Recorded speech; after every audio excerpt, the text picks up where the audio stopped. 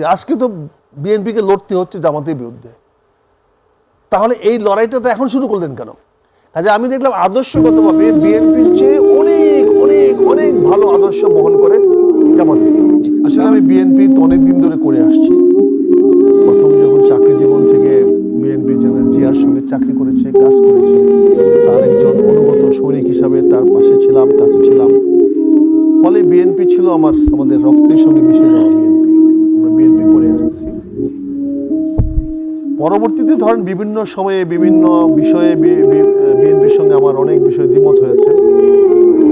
আমি কোনো কিছু যদি দেখি দলের ভুল সিদ্ধান্ত নিচ্ছে, আমি সেটাকে বাধা দেওয়ার চেষ্টা করেছি, বক্তব্য দিয়ে, কথা বলে বা বক্তব্য দিয়ে। তারপরে আমি এই জন্য বিভিন্ন সময় বহিষ্কৃত হয়েছে, 4 বার বহিষ্কৃত হয়েছে, এখন লাস্ট ডে 5 বার। 4 বার বহিষ্কৃত হওয়ার পরে দেখা গেছে যে বিভিন্ন কারণে দেশমাতা খালেদা জিয়া আমাকে ফিরিয়ে নিয়ে গেছে। কাজে আজকে আলোচনার শুরুতেই আসে দেশমাতা খালেদা জিয়ার আত্মার মাগফিরাত কামনা করতে হয়। আমি ওনার প্রতি শ্রদ্ধা জানিয়ে বলছি, ওনার প্রতি সম্মান জানিয়ে বলছি, আল্লাহ ওনার ন্যাস নসিব করুক। উনি আমাকে বারবার ফিরিয়ে নিয়ে গেছেন, দলে ফিরে গেছে। এটা ওনার মহানুভবতা, এটা ওনার উদার্যতা। উনি যখন বুঝতে পেরেছেন যে আমার বক্তব্যটার মধ্যে হয়তো অর্থ ছিল বা কোনো কিছু গুড সেন্স ছিল, উনি আমাকে ফিরিয়ে নিয়ে গেছেন। কিন্তু 2022 সন থেকে আমি বহিষ্কার হওয়ার পর থেকে আমি দেখলাম দলে আমার প্রতি এরকম একটা আচরণ করা হচ্ছে যে দলের শীর্ষ নেতৃত্বের নাম দিয়ে বলা হচ্ছে, আমার সঙ্গে সামাজিক সম্পর্কগুলো পর্যন্ত আলাদা করে ফেলা হচ্ছে। আমার সঙ্গে কেউ দেখা করলে, কথা বললে তাকে বহিষ্কার পর্যন্ত করে দেওয়া হচ্ছে। ঢাকা বিশ্ববিদ্যালয়ের একটা উদীয়মান ছাত্র নেতা নাসির উদ্দিন, নাসির ছেলেটা আমার এখানে আমার স্কুলের মাঠে একটা খেলাতে প্রধান অতিথি করা হয়েছিল। সে গেছিল খেলাতে প্রধান অতিথি করতে। সে কেন স্কুলে গেল এবং সেখানে আমার পক্ষে কেন বক্তব্য দিল, ওই জন্য তাকে বহিষ্কার করে দেওয়া হয়েছে। এই ছেলেটির জীবনের একটা কেরিয়ার চিন্তা করা হলো না, এইটুকু অপরাধের জন্য করে দিয়েছে। আমি আজকে আপনার মাধ্যমে আবারও তারেক রহমান সাহেবের কাছে অনুরোধ করবো, আবেদন করব, আপনি গতকালকে বক্তব্যে বলেছেন কোনো প্রতিহিংসা নয়, কারোর প্রতি বিদ্বেষ নয়। আমি অনুরোধ করব বিনীত আপনার কাছে, এই ছেলেটির বহিষ্কারাদেশ দয়া করে তুলে নেন। এটা খুব অন্যায় হয়েছে, অবিচার করা হয়েছে ছেলেটির প্রতি। নাসির ঢাকা ইউনিভার্সিটির উদীয়মান ছেলে এবং তার বাড়ি সরারচর, সেখানে মানে বাজিতপুর থানায়, মহাসচিব নিজেও জানেন।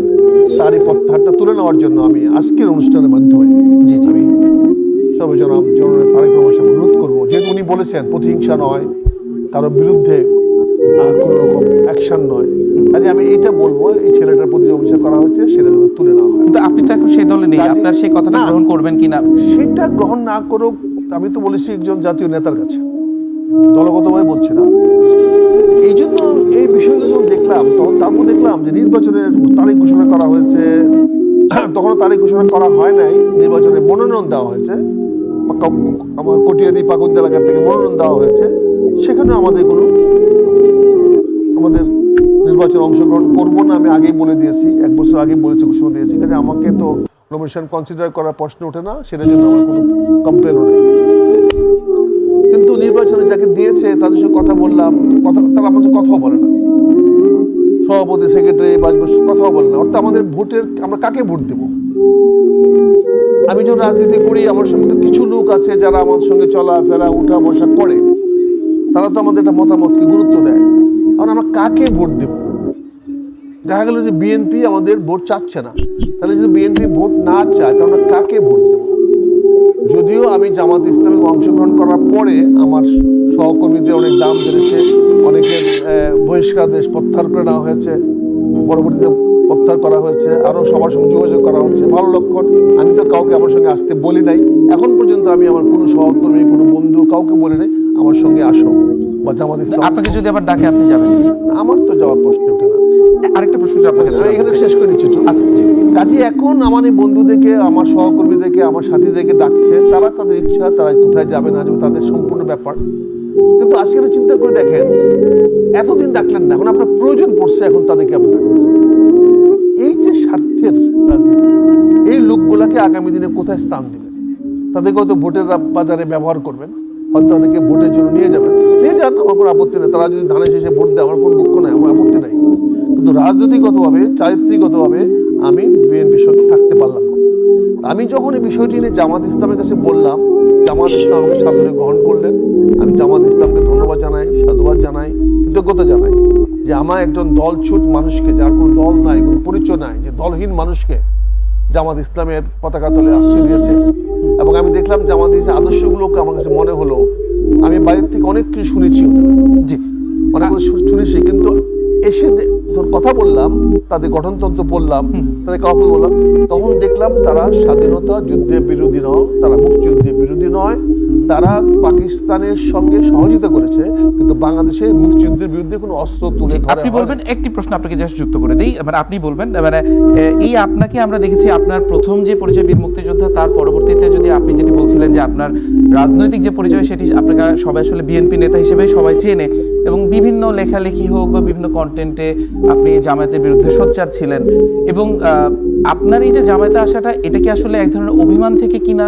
আর আদর্শিক আপনার বিএনপির প্রতি যদি অভিমান থেকেও থাকে, আদর্শিক জায়গা যে যে অবস্থানটা, সেখান থেকে আপনি মানে কোনো জায়গাতে আপনি অস্বস্তি বোধ করছেন কিনা বর্তমান অবস্থায়? না, রাজনীতিতে অভিমানের তো কোনো জায়গা নেই, এখানে আদর্শগত বিষয়। আমি যে আদর্শে বিশ্বাস করতাম সেটার সঙ্গে জামাত ইসলামের পার্থক্যটা অনেক কমে আসছে। আমরা দেখেছি 91 সালে আমি বিরোধিতা করেছি জামাতের সঙ্গে রাজনীতি করার আদর্শগত দিক দিয়ে, কিন্তু সে কিন্তু আমার দল মানে নাই। পরবর্তী দেখলাম অনেককে বিএনপি জামাত ইসলামের লোক দিয়ে নিয়ে মন্ত্রী পরিষদ গঠন করেছে, সবকিছু করেছে। তার মানে বিএনপি এবং জামাতের আদর্শগতের মধ্যে মিল খুব অমিল বেশি নাই, কাছাকাছি। তা আমাকে যদি বিএনপি থেকে সরে যেতেই হয়, যেহেতু বিএনপি আমার স্থান হচ্ছে না, বিএনপি হচ্ছে না, তাহলে আদর্শগতভাবে দেখলাম যে বিএনপির চেয়েও বেটার আদর্শ বহন করে জামাত ইসলামী। আমি জামাত ইসলামকে জানতাম না, পড়তাম না। জামাত ইসলামের রাজনীতির কারণে তাদেরকে আমরা আমার বিএনপির প্রতিপক্ষ মনে করতাম। আমি মনে করতাম এরা আমার বিএনপির জন্য আগামী দিনে প্রতিপক্ষ দাঁড়াবে, শত্রু হয়ে দাঁড়াবে। তাই কি আজকে দাঁড়িয়েছে না? যে কথাটা আমি 91 সালে বলছি, আজকে তাদের সঙ্গে বন্ধুত্ব করছেন, তাদেরকে তারা একদিন আপনার প্রতিপক্ষ দাঁড়াবে, আমার প্রতিপক্ষ হয়েছে দাঁড়াবে। আমি 91 সালে আমার বিরুদ্ধে জামাত ইলেকশন করেছি, কাজে আমি দেখেছি জামাত আমাকে ছাড় দেয় নাই। কাজে আমি বলেছি আজকে তো বিএনপিকে লড়তে হচ্ছে জামাতের বিরুদ্ধে, তাহলে এই লড়াইটা তো এখন শুরু করলেন কেন? কাজে আমি দেখলাম আদর্শগতভাবে বিএনপির চেয়ে অনেক অনেক অনেক ভালো আদর্শ বহন করে জামাত ইসলাম। তারা ন্যায়ের পক্ষে, তারা ইনসাফের পক্ষে। সবচেয়ে বড় কথা হলো তারা দুর্নীতি এবং ধান্দাবাজ, দখলবাজ, তারপরে চাঁদাবাজের বিরুদ্ধে, এবং তারা সৎ